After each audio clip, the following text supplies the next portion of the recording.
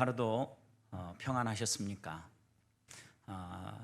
밤에 늦은 시간에 함께 찬양하며 가정에서 예배한다는 거 쉽지 않지만 가정의 복음을 담기 위하여서 이 귀한 시간 따로 떼고 또 하나님 앞에서 가정이 예배의 장소가 되고 하나님을 찬양하는 공간이 되도록 건강하게 세우시는 우리 보배교회 성도님들 진심으로 축복합니다. 하나님께서 이런 우리의 모든 마음들을 받으시고 하나님께서 예비하신 풍성한 은혜 부어주시기를 소망합니다. 우리가 가정의 복음을 담기 위해서 계속해서 말씀을 살피고 있는데, 우리가 가정의 복음을 담기 위해서 먼저 담을 그릇을 준비하는 게 매우 중요합니다. 그래서 우리가 지난 주간에 그 그릇으로 고넬료의 가정이 어떻게 그릇 준비를 했는지 생각해 보았죠.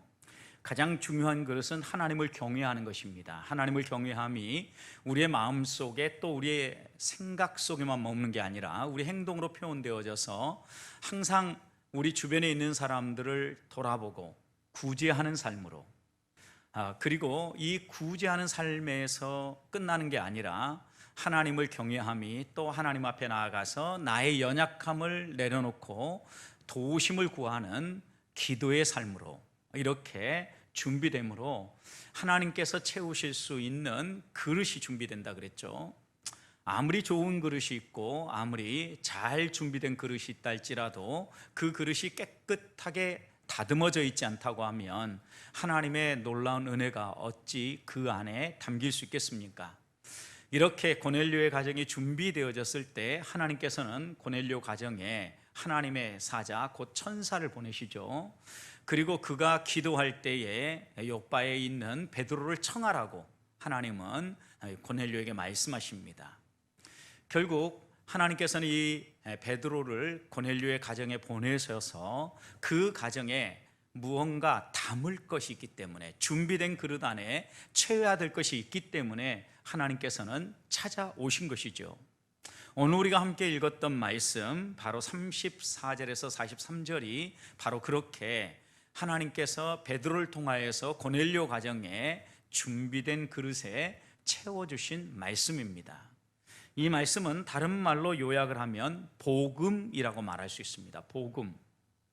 오늘 말씀을 하나하나 우리가 생각해 보면 왜 하나님께서는 고넬료의 삶이 하나님을 경외하는 삶이고 또 그의 삶이 지식, 이론에만 머물지 아니하고 구별된 행동으로 또 하나님을 경외하는 구제하는 삶으로 그의 삶에 행실이 분명히 있었음에도 불구하고 그에게 뭔가 부족한 것이 있었기 때문에 하나님은 베드로를 보내지 않았겠습니까?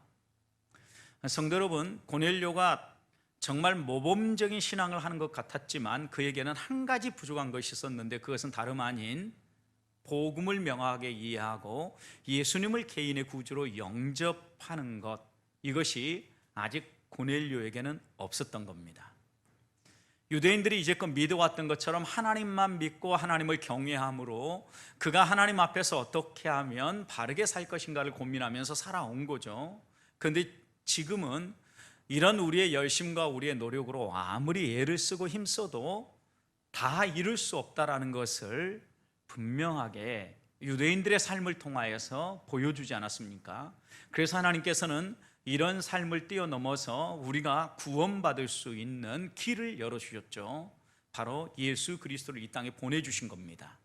이 사실을 베드로를 통하여서 고넬료에게 알려주기 위하여서 하나님은 베드로를 고넬료에게 보내게 있는 거죠. 결국 그에게 부족한 것이 있었다고 하면 예수 그리스도를 아는 지식이죠. 복음, 복음이 무엇입니까? 성부, 성자, 성령 하나님, 그분이 누구시고 그분이 우리를 위해서 무엇을 했는지에 대해서 명확하게 아는 것, 이것이 결국 복음 아니겠습니까? 요한복음 3장에도 보면 신앙생활을 참 잘했던 사내들인 공회 의원이었던 아리마대 사람 요셉에 대한 이야기가 나오죠. 제가 잘못 표현했습니다. 아리마대 사람 요셉이 아니라 사내들인 공회 의원은 맞는데 니고데모라는 사람이 나오죠.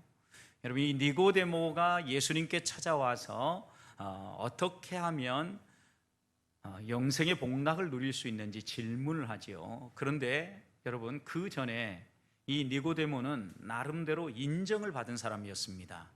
유대교 안에서 신앙생활을 열심히 했기 때문에 산헤드린 공회의원으로 뽑혔을 것이고, 또 여러 사람의 존경을 받는 사람이 예수님을 찾아 나오면 무언가 거리낌이 있다라는 걸 알았기 때문에 사람들의 눈길을 피해서 밤중에 예수님께 찾아왔다는 거죠. 이 얘기는 다른 말로 표현하면 어느 정도 사람들에게 인지도가 있는 사람이라는 겁니다. 저명 인사였다는 거죠. 사람들이 움직이면 바라보는 사람, 이렇게 알고 있었던 거죠.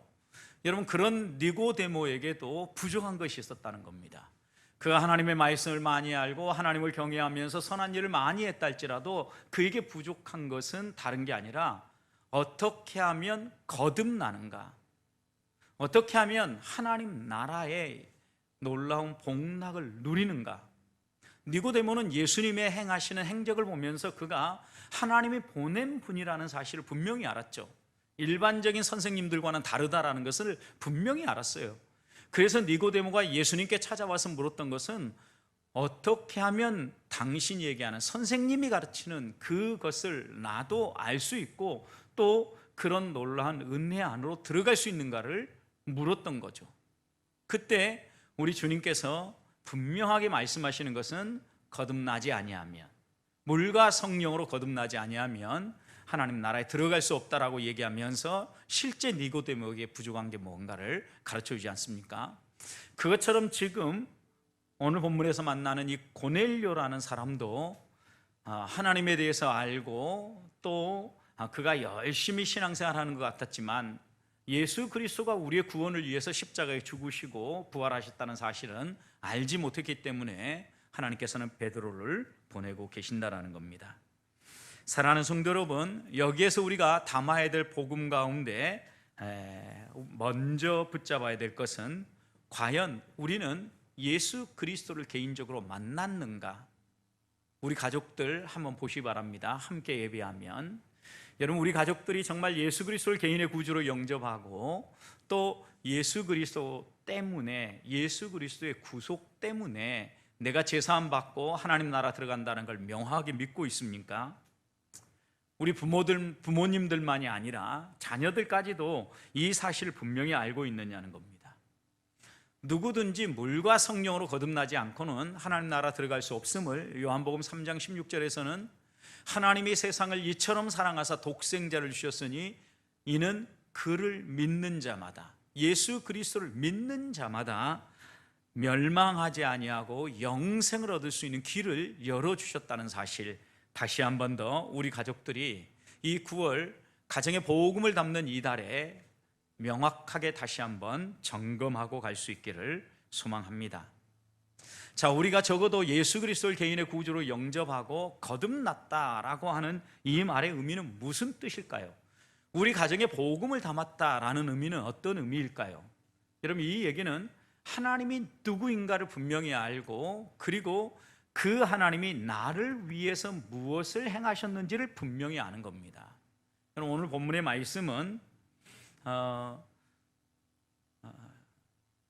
구조가 하나님 아버지에 대해서 처음과 끝에 얘기하고 가운데에는 성자 예수 그리스도에 대해서 얘기하는 구조가 되어 있어요. 그러니까 A, A- 그리고 가운데가 B, 이런 구조로 있는 거죠. 뭐 이런 구조를 샌드위치 구조다 이렇게 이야기하기도 합니다. 여러분, 그런데 이런 구조 속에서 본문에서 저자가 더 강조하려고 하는 것은 양쪽에 있는 것보다도 중앙에 있는 내용이에요. 지금 고넬료는 유대교의 신앙을 따라서 하나님이 어떤 분인가는 알고 있지만 하나님의 아들 예수 그리스도가 이 땅에 구원자로 오셨다는 사실을 명확히 잘 모르는 거죠. 그래서 오늘 본문 구조 33절과 34절 성부 하나님에 대한 얘기죠. 그리고 42절과 43절이 성부 하나님에 대한 얘기예요. 이 두 구절에서 두 곳에서 각각 두 절씩 이 두 곳에서 강조하려고 하는 것은 하나님은 우리를 차별하지 않으시는 분이라는 거예요. 차별하지 않으신 분이라는 거예요. 하나님은 사람의 외모를 보고 겉으로 드러나는 것으로 보고 이 사람을 이렇다고 평가하고 저렇다고 평가하고 이 사람이 어느 나라 사람이고 이 사람의 외적 조건을 어떻게 갖췄느냐에 따라서 차별하지 않는 분이라는 게 34절 5절 말씀이에요. 그리고 42절 43절 말씀은 예수 그리스도를 믿는다라고 고백하면 이런 사람들은 누구나 다 죄 사함을 받고 깨끗함을 받고 그리스도 안에서 의인으로 살아갈 수 있도록 차별 없이 되어줬다는 거예요. 여러분, 이것은 바울도 로마서 1장 16절에서 내가 복음을 부끄러워하지 아니하노니 이 복음은 모든 믿는 자에게, 이게 모든 믿는 자라고 할 때는 헬라인, 이방인, 그리고 유대인, 하나님의 택함 받은 사람, 이런 사람 외에 없이 모든 사람에게 차별하지 아니하고 구원을 주시는 하나님의 능력이라는 거죠. 여러분, 그래서 성부 하나님은 이 본문에서 강조하려고 하는 것은 차별하지 않는다는 거예요. 왜 이런 말씀이 강조되고 있겠습니까? 사도행전 10장은 아주 중요한 전환점이거든요. 유대인들을 중심으로 퍼져갔던 이 복음이 드디어 이 10장의 고넬료의 사건으로 이방인들에게도 복음이 퍼져나가는 전환점이 되어지거든요. 그래서 하나님은 어떤 분이냐? 차별하지 않은 분이시다. 유대인이나 이방인이나, 그리고 유대 땅에 살고 있는 사람이나 아니면 그 외 주변의 소아시아 지역이라든가 또 다른 유럽의 지역에서 사는 사람이라 할지라도 하나님은 차별하지 않으시는 분이시다라는 부분을 양쪽에 이야기하고 그 중앙에 이제 말씀하는 거죠. 36절부터 41절 이 말씀 속에서 예수님이 누구인가에 대해서 얘기하는 거예요. 예수님이 누구인가에 대해서. 자, 먼저 36절 말씀 보시면요, 예수님이 누구십니까? 이 땅에 오셔서 우리에게 복음을 들려주시는데 어떤 복음을 들려주십니까? 화평의 복음을 들려주셔요. 어떤 의미에서의 화평의 복음입니까? 36절 보면 만유의 주가 되셔서 예수 그리스도께서 모든 깨어진 관계들을 회복시켜 주시는 그런 분이라는 거죠. 여러분, 막힌 담을 허시고 화평케 하시는 분이시죠. 하나님과 우리의 관계도 회복하시고 사람들 사이의 관계도 회복하시고 또 여러 피조물과의 어그러졌던 관계도 회복하시는 화평의 주님이시다, 화평의 복음이시다 라고 이렇게 묘사하죠. 그런데 이 주님이 오셔서 우리를 위해서 행하신 사역을 두 가지로 묘사하죠. 여러분, 이어서 보십시오. 화평의 복음을 전하사 이스라엘 자손에게 보내신 말씀, 그래서 37절 곧 요한이 그 세례를 반포한 후에 갈릴리의 시작하여서 온 유대에 두루 전파된 그것을 너희도 알거니와, 그래서 온 유대에 전파된 그 복음, 화평의 복음이 뭐냐? 그 다음 38절 보십시오. 하나님이 나사렛 예수에게 어떻게 하셨어요? 성령과 능력을 기름 붓듯 부어주셨어요. 이것은 예수 그리스도가 세례 받으시는 사건을 통하여서 삼위의 하나님께서 강림하셔서 충만하게 능력과 성령을 부어주시는 사건이죠. 그리고 사람들 앞에서 너는 내 아들이라 인정해 주시는 사건을 가리키는 거예요. 여러분, 이렇게 하나님의 인치심, 그가 하나님의 아들이라는 분명한 인지들을 사람들이 할 수 있도록 해서 하나님이 그 다음 이 예수 그리스도를 통하여서 하게 하신 게 뭐예요? 그가 두루 다니시면서 첫 번째 간 것은요, 선한 일을 했어요. 선한 일. 여러분, 선한 일이 무엇이겠어요? 선한 일, 좋은 일이죠. 하나님께서 우리에게 좋은 일을 한다면 연약한 자들을 긍휼히 여겨주시는 거죠. 예수 그리스도께서 여러 가지 하나님 나라를 소개하고 하나님 나라의 사역을 할 때마다 목자 없는 양같이 방황하는 이스라엘 백성들을 보면서, 사람들을 보면서 어떻게 하셨어요? 긍휼히 여겨주셨어요. 굶주려 있을 때는 먹을 것을 재워주셨고, 질병으로 해서 고통 겪는 자들에게는 질병을 치유해 주셨고, 귀신에 들려서 억눌렸던 자들은 귀신을 내쫓아 주시고, 하나밖에 없는 아들을 잃은 과부에게는 그 아들을 다시 살려주시는 일까지, 우리 주님께서는요 이렇게 선한 일을 행하시죠. 또 한 가지 하신 일이 있어요. 마귀에게 눌린 모든 사람들을 고쳐주셨다라는 거예요. 여러분, 여기 고쳐주셨다라는 표현을 보니까 치유 사역만 생각할 수 있는데, 여러분 그 앞에 보면 뭐예요? 마귀에게 눌린 모든 사람이라고 그랬어요. 그러니까 꼭 질병만이 아니라 귀신 들린 사람들, 그러니까 이런 사람들까지도 우리 주님께서 다 고쳐주셨는데 그 고침의 핵심은 뭐냐면, 예를 들어서 우리가 추운 날씨에 따뜻하게 옷을 입지 못하고 활동함으로 말미암아 감기에 걸렸다든가 이런 것을 고쳐주시기도 하셨지만, 그것보다도 더 본문이 강조하려고 하는 것은 이 세상의 공중권세 잡은 자, 사탄의 지배로 말미암아 질병이 오고 사탄의 지배로 말미암아 어그러졌던 사람들을 회복시켜 주셨다라는 거예요. 여러분, 이게 매우 중요한 거죠. 만약 우리가 이 세상을 살아가면서 생활 습관이 잘못되어서 온 질병, 그리고 내가 실수해서 온 질병들은요, 그 실수를 고치면 되고 그 생활 습관을 바꾸면 회복되게 돼 있어요. 여러분, 생각해 보십시오. 우리가 기름진 음식을 많이 먹고 식생활이 흐트러지면은요, 건강한 삶을 살 수가 없어요. 건강한 삶을 살기 위해서는 먹는 것이 건강해야 되고 몸을 부지런히 움직여서 활동을 해야만 그 사람이 건강함을 유지할 수 있다는 거예요.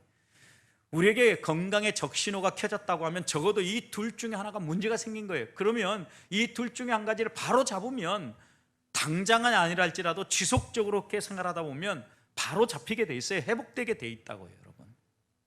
그런데 마귀가 만약에 지배를 하고 마귀가 꽉 이렇게 억압을 해서 온 아픔, 질병이라고 생각해 보십시오. 그것은 마귀의 권세를 깨트리지 않고는 해결되지 않는 거죠.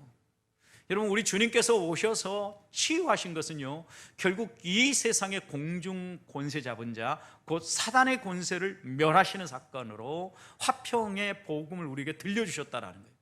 성도님, 이게 매우 중요한 것인데요, 우리 주님께서 이 땅에 오셔서 우리 성도들에게 주시고자 하는 삶이 무엇인가를 보여주신 거예요. 복음을 통하여서 우리에게 주시려고 하시는 삶이 무엇인가를 더 명확하게 선포해 주신 거예요. 사단에 억눌려서 얼마나 우리들이요 옴짝달짝 못하고 두려워하며 사는 것이 있지 않습니까? 여러분, 이것을 히브리서 저자는 히브리서 2장 14절부터 16절에서요, 예수 그리스도께서 성육신하신 이유를 뭐라 그랬냐면, 죽음의 세력을 잡은 자 곧 마귀를 멸하기 위해서 육체를 입으셨다 그랬어요. 그것만이 아니라, 그리고 또 마귀를 멸하실 뿐만 아니라 마귀를 멸함으로 말미암아 또 우리에게 주어지는 그것까지 내다보면서 하셨는데, 히브리서 2장 15절에 이렇게 얘기했어요. 죽기를 무서워하며 한평생 매여 종노릇 하는 모든 자들을 놓아주려 하십니다. 해방시켜 주려 하는. 성도는, 우리 주님께서 오셔서 우리에게 허락하신 이 화평의 복음은요, 우리를 위해서 가장 좋은 것이 무엇인 줄 알고 우리에게 좋은 것을 베풀어 주신 일일 뿐만 아니라, 우리를 꽉 목 조여서 억눌려서 죽음으로 몰고 가고 있는, 그래서 이 인류의 가인의 후예들의 모두들 보십시오, 죽음에 이르는 병을 가지고 살아가는 존재들이잖아요. 그래서 인간이 가장 슬퍼하는 일이 있다고 하면 죽음이에요, 죽음. 그런데 이런 죽기를 두려워하고 사망의 권세 잡은 자, 사단에 억눌려서 평생 덜덜덜 떨며 종노릇하며 끌려다니는 이 땅의 우리 인간들을 해방시켜주기 위해서, 자유함을 누리게 하기 위해서 우리 주님께서 이 땅에 오셨다라는 거예요. 인간의 몸을 입고 오셨다라는 거예요. 사랑하는 성도 여러분, 우리가 먼저 이 화평의 복음을 우리 가정에 담아야 합니다. 화평의 복음 하니까 우리가 피스메이커로 가족 안에서 여러 사람과 바른 관계를 맺는 것만 생각할 수 있는데, 여러분, 이것은 우리의 인간의 노력으로 만들어가면 한계에 부딪히게 돼 있어요. 그런데 내가 먼저 화평의 복음이신 예수 그리스도를 만나고, 그 예수 그리스도께서 우리를 얽어매고 있고 우리를 속박하고 있는 사단의 권세를 깨트릴 뿐만 아니라 그 권세가 깨트려짐으로 참된 자유함이 우리에게 주어지면, 여기에서부터 우리가 자유함을 누리고 또 가족 간의 관계를 맺어감에 있어서도 화평케 하는 사명을 감당하며 살아갈 수 있게 된다는 거죠. 저는 우리 보배교회 성도들이 가정 안에 먼저 이 화평의 복음을 담을 수 있기를 소망합니다. 그래서 이 화평의 복음이 담겨짐으로 말미암아 나를 억누르고 있었던 사단의 결박이 풀어지고, 사단의 결박이 풀어짐으로 말미암아 성도의 영광이 살아나고, 그리고 이 세상에서 당당함이 묻어나고, 어디를 가도 하나님의 자녀의 권세가 드러나는, 하나님을 믿는 자녀들에게는 자녀의 특권을 주시지 않았습니까? 누구든지 예수 그리스도의 이름으로 주님 앞에 나아가서 하나님 앞에 나아가서 부르짖어 구하면 응답해 주시는 이런 특권을 주셨단 말이에요. 그런데 우리들 왜 이걸 못 누립니까? 먼저 우리가 거듭났는지 확인하고 정말 우리 안에 담아야 될 복음, 화평의 복음, 곧 예수 그리스도에 대해서 바로 알고 그 예수 그리스도를 붙잡고 살아가느냐가 중요하다는 거예요. 저는 우리 보배교회 가정들 모두가 이 화평의 복음에 다시 한 번 더 우리의 마음들이 헌신되어지고 그 화평의 주님을 붙잡는 가정들이 되기를 소망합니다. 마지막으로 우리가 가정에 품어야 될 또 하나의 복음은 39절부터 41절에 나오는데, 이 복음을 요약할 때 여기에서 예수 그리스도께서 나무에 달려 죽으셨다라고 얘기합니다. 이 나무에 달려 죽으셨다라는 것은요, 저주를 받아서 죽으셨다라는 거예요. 여러분, 저주를 받았다라는 건 무슨 의미겠습니까? 죄의 대가를 치르셨다는 의미를 함축하고 있는 언어이죠. 결국 우리가 죄를 짐으로 말미암아 죽어야 될 것을 예수님께서 대신 짊어지고 죽으셨다라는 거죠. 또 그 다음 이어서 보십시오. 이렇게 저주의 상징인 십자가에 나무에 매달려 죽으셨는데, 이어지는 말씀 보면 그렇게 죽은 예수 그리스도를 하나님이 며칠 만에, 3일 만에 어떻게 했어요? 다시 살리셨다 그랬어요. 여러분, 죽음에서 부활시켜 주셨다라는 말. 죽음은 사단의 권세죠. 죄의 싹시예요. 범죄함으로 말미암아 이 땅에 들어왔는데, 이 죽음의 권세에 사단의 머리를, 정수리를 완전히 깨뜨려 버린 거죠. 누가요? 하나님 아버지께서. 그래서 이 예수 그리스도도 이 사망 권세를 깨뜨리고 부활의 첫 열매가 되게 해 주셨단 말이죠. 결국 우리가 저주를 받아서 죽을 수밖에 없는 존재였지만, 예수님이 대신 짊어지고 죽으시고 끝난 게 아니라 부활하심으로 우리도 이 구원의 놀라운 은총을 누릴 수 있는 길을 열어주셨다는 거예요. 그리고 유한한 우리들이 이것을 믿지 못하기 때문에 믿을 수 있도록 그 다음 이어서 뭐라고 말씀하십니까? 사흘 만에 다시 살리시고 난 다음에 어떻게 하셨어요? 우리에게 나타내 주셨다. 40절 마지막 절 보세요. 40절 마지막 보면 하나님이 사흘 만에 다시 살리사 어떻게 했어요? 나타내셨다라고 얘기해요. 그러니까 고린도전서 15장 3절부터 5절 말씀을 보면 성경대로 사흘 만에 죽으셨다가 사흘 만에 성경대로 죽으시고 또 장사 지낸 바 되었다가 3일 만에 부활하셨다. 부활하시고 난 다음에 제자들에 보이시고 500의 형제에게 보이시고 나중에 팔싹둥이와 같은 나에게도 나타내 보여주셨다. 나타내 보여주심. 이 세 가지가 같이 초대교회 성도들이 고백했던 거죠. 예수 그리스도의 십자가의 죽으심, 나를 위한 것, 그리고 또 그 예수 그리스도의 죽고 끝난 것이 아니라 부활하셨다라는 것. 이 부활하심이 사실이라는 것을 우리 모두가 두 눈으로 똑똑히 보고 경험하게 해주셨다라는 것. 여러분, 이 복음을 통해서 우리가 다시 한번 붙잡고 따라가는 게 무엇입니까? 우리가 이 땅을 살아가면서요, 제일 많이 사단이 우리를 회방하고 흔드는 것 가운데 하나는요, 의심하게 하는 거예요. 너 지금 믿고 너 지금 하나님의 자녀라고 자부하며 살아가고 있는데 너가 혹시 잘못된 것 믿고 있지 않느냐? 헛것을 믿고 있지 않느냐? 수포로 돌아갈 일들을 붙잡고 있지 않느냐? 자꾸 의심하게 만들죠. 예를 들어서 하나님을 잘 믿는 사람이 질병이 왔습니다. 그리고 그 질병으로 말미암아 세상을 떠나게 되었습니다. 야, 예수님 잘 믿는다고 해도 저렇게 질병으로 죽잖아. 또 예수님을 열심히 믿고 헌신하고 주의 일에 최선을 다하고 있는데 하던 일들이 잘 안 됩니다. 사업이 실패를 하게 됩니다. 그리고 여러 가지 어려움을 겪습니다. 그런 것을 겪으면서 사단은 우리를 이렇게 조롱하는 거죠. 봐라, 너가 제대로 믿고 있으면 이런 일이 벌어지겠냐? 너가 믿는 하나님이 진짜라면 하나님이 이런 일들을 너에게 주겠느냐? 이러면서 자꾸 우리로 하여금 의심하게 만들고 흔들리게 만드는 거죠. 왜냐하면 사단은요, 참소하는 자, 고소고발하는 자거든요. 어떤 고소고발을 하는 겁니까? 우리 안에 조그만 잘못과 죄가 있어도 마치 그것을 크게 부풀려 가지고 너 봐, 이렇게 나쁜 놈인데 너가 그런 일들이 가능하겠냐고, 예수님이 너를 위해서 십자가 위에서 죽어줬다는데 그게 무슨 효과가 있냐고 이러면서 자꾸 우리를 참소하는 거예요.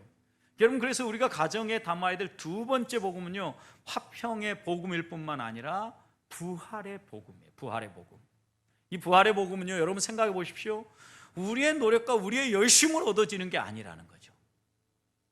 사단이 우리를 유혹하고 넘어뜨릴 때 자꾸 이렇게 넘어뜨리는 거죠. 고넬료의 스토리를 봐도 가끔 우리는 이렇게 생각을 합니다. 고넬료가 사도행전 10장 1절부터 지난주 살폈던 그 8절 말씀을 보니까 정말 바르게 살더라. 그가 건강하게 바르게 사니까 하나님께서 천사도 보내시고 기도 가운데 베드로도 초청하라고 이야기를 해서 그에게 이런 놀라운 성령의 역사까지 일어나지 않느냐. 그가 이렇게 하나님 앞에서 잘 준비되지 않았다고 하면 어떻게, 그가 열심히 노력하지 않았다면, 그의 행위가 없었다고 하면 어떻게 성령의 역사도 나타나겠느냐, 이렇게 이야기를 하는 거죠. 여러분, 그런데 이런 유혹은요, 우리들에게만 있는 것이 아니라 심지어는요, 사탄이 예수님에게도 찾아왔어요. 마태복음 4장에 보면 예수님을 시험하는 사단이 어떻게 시험합니까? 산꼭대기에 예수님을 모시고 와서 한번 뛰어내려 보라는 거예요. 뛰어내리면 너가 정말 하나님의 아들이라면 너희의 아버지신 하나님 아버지께서 너 발 상하지 않도록 돌부리에 부딪히지 않도록 잘 보호해 줄 거 아니냐, 한번 해봐라, 이렇게 얘기하는 거죠. 너의 행위로 너가 어떤 존재인가를 증명해 보이라는 거죠. 행위로 뭔가를 증명해내고 행위로 뭔가를 나타내 보임으로 말미암아 너가 믿는 것이 지금 제대로 된 것이다 라고 확인하게 하려고 하는 거죠. 실제 행위로 우리가 점검해야 될 부분이 있어요. 그런데 그것 때문에 우리가 구원받는 건 아니라는 거죠. 여러분, 이 행위는요, 우리의 존재가 바뀌고 나면 자연스럽게 거기에서 묻어나는 거예요. 예를 들어서 씨앗이 사과 씨앗입니다. 여러분, 그 씨앗이 생명력이 있으면 땅에 심어 놓고요, 또 충분한 수분과 양분을 제공하면요, 시간이 지나면 거기서 반드시 싹이 나고요, 나무로 자라게 돼요. 그런데 그 나무로 자라는 그 나무에서 갑자기 배가 맺히겠습니까? 결코 그런 일은 일어나지 않습니다. 여러분, 거기에는 뭐가 맺혀요? 사과가 맺히게 돼 있어요. 왜? 이 씨앗은 사과 씨앗이잖아요. 그렇기 때문에 우리의 존재가 변화되고 나면, 우리가 예수 그리스도를 개인의 구주로 영접하고 내가 새로운 존재로 바뀌고 나면 거기에서 선한 열매가 저절로 맺힌다라는 거죠. 자꾸 사단은 우리의 행위를 따라서 우리 자신을 평가하도록 한다는 거죠. 너가 이렇게 하는 거 보니까, 너가 이렇게 헌금하는 거 보니까, 너가 이렇게 기도하는 거 보니까, 오늘 이 밤에도 너가 이렇게 예배하는 걸 보니까 너 나름 괜찮은 사람이네, 이러면서 우리의 행위를 가지고 우리를 평가하게 만들어요. 이건 근본적으로 보면요, 복음이 아니죠. 우리가 어떻게 이 자리에 앉아서 예배하게 되었습니까? 하나님이 나를 불러주셨기 때문에, 하나님이 내게 그럴 마음을 주셨기 때문에 은혜가 내게 임하였고 그 은혜가 나를 움직이는 거죠. 여러분, 우리가 다시 한 번 더 이 부분을 우리의 마음속에 새기지 않으면 우리는 넘어지게 돼 있어요. 이사야 선지자는 그래서 우리가 아무리 의롭게 산다 할지라도 우리의 의로운 행위들은요, 더러운 옷과 같다라는 거예요. 오물이 묻어 있고 얼룩이 져 있는 이런 옷과 같아요. 그런데 우리가 어떻게 하나님 앞에 나가서 깨끗하다, 우리의 이런 행위로 자랑을 할 수 있겠습니까? 그래서 복음, 우리가 담아야 될 이 부활의 복음은요, 내가 아니라 예수님이 나를 대신해 주심으로 내가 살아야 될 완벽한 삶을 누가 대신 살아준 거예요? 예수님이 대신 완벽한 삶을 살아준 거예요. 내가 죽어야 될 십자가의 죽음을 예수님이 대신 죽어주신 거예요. 나의 삶과 예수님이 삶을 맞바꿔 주신 거예요. 그러므로 말미암아 우리가 이 놀라운 복을 누리게 된 거예요. 그러니 여러분 생각해 보십시오. 하나님이 우리를 보는 것은요, 우리가 이 땅에 오늘 그리고 이번 한 주간 동안 얼마나 거룩하게 살았느냐, 내가 얼마나 하나님 앞에서 바르게 살았느냐 보다 더 중요하게 보는 것은 내가 무엇을 붙잡고 있느냐를 보는 거죠. 곧 하나님이 보시는 것은요, 예수 그리스도가 나를 위해서 행하신 십자가의 구속을 본다는 게, 이게 뭐예요? 복음이에요. 복음. 여러분, 십자가의 복음, 부활의 복음이라고요. 여러분, 그러니까 예수 그리스도가 우리에게 이루신 이 놀라운 화평의 복음과 함께 십자가 부활의 이 복음이 우리 가정 안에 꼭 담겨져야 돼요. 그럴 때 우리에게 참 자유함이 있고 우리의 삶에 놀라운 은혜복 역사가 일어나는데, 오늘 읽진 않았지만 여러분 이어지는 말씀 44절부터 48절을 보십시오. 이렇게 복음을 들었습니다. 하나님의 말씀에 집중을 했습니다. 이럴 때 어떤 역사가 일어납니까? 하나님의 영이, 성령이 이 가정에 임해요. 고넬료만이 아니에요. 함께 하나님의 말씀을 진심으로 듣고 복음을 진심으로 받아들이는 사람들에게요 임해요. 그들의 삶에 놀라운 변화가 일어나는 거죠. 이러면서 그리스도인의 삶, 하나님이 기뻐하시는 성도의 아름다운 삶이 살아나는 거예요.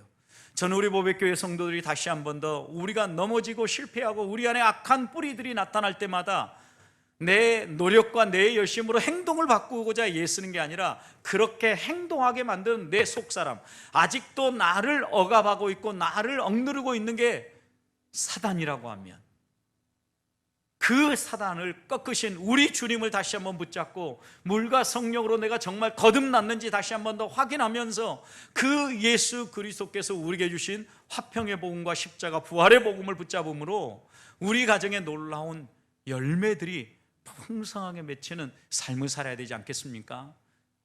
비록 우리가 코로나로 함께 얼굴을 보지 못하고 나아가서 우리의 삶을 열심히 활동하면서 믿음의 열매들을 점검하기는 쉽지 않은 시간이지만, 여러분 씨앗이 땅속에 숨겨져 있는 것 같아도 이 시기에요 충분히 양분을 흡수하고 뿌리를 내리고 거기에서요 깊이 준비하면은요 튼튼한 나무 줄기가 올라오고 결국 거기에 풍성한 꽃이 피고 열매가 맺는다는 거예요. 여러분 지금 하나님이 우리를 이렇게 조금은 은둔하게 하는 것 같고 땅에 묻혀져 있는 것처럼 우리에게 겸손을 가르친다고 하면, 이럴 때 우리가 우리 안에 품어야 될 것은요 그리스도의 복음입니다.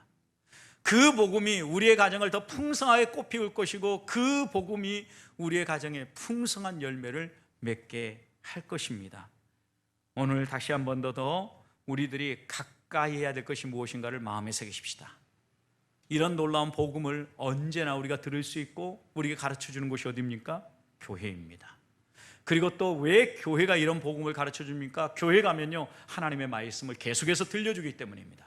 저는 우리 보배교회 성도들이요 예배의 자리, 지금은 예배당에 나오지 못하지만 온라인으로 예배할 수 있는 이 시간을 소중히 여기고 가족들이 함께 모여서 이 복음 앞에 섬으로 말미암아 선포되는 복음을 통하여서 내 영이 살아 숨쉬고 하나님의 은혜 안에 젖어 있음으로 말미암아 우리 안에 은혜의 풍성한 열매만 맺히고 우리 가정의 변화된 모습이 우리 주변에 있는 가정들에게까지 흘러 넘치는 놀라운 역사가 있기를 주님의 이름으로 축원합니다.